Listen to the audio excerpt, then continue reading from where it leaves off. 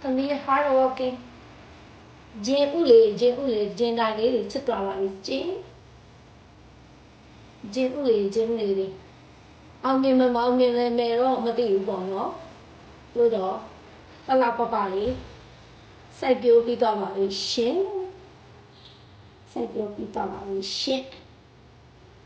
ပြီးတော့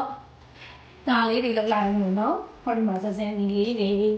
ဒါပြသစင်လေးတွေစိုက်လိုက်ပေါင်းနေရှင်ပင်ပေါက်တွေဒါလေးတွေစိုက်လိုက်မယ်နော်အဲ့ဒါလေးကြတော့ဟောဒီမှာဒီလိုလေးစိုက်မှာပါနော်ဒါအမေရိကမှာ very amazing နော်ဒါအုံးဒီကိုဘယ်လိုခေါ်လဲ oat fiber ပေါ့နော် coconut fiber လို့ခေါ်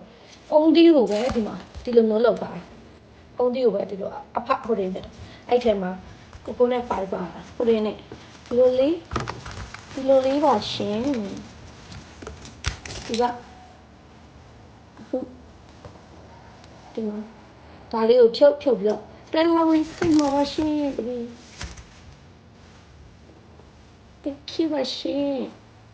ကျေးဇူးများတင်ပါတယ်ရှင်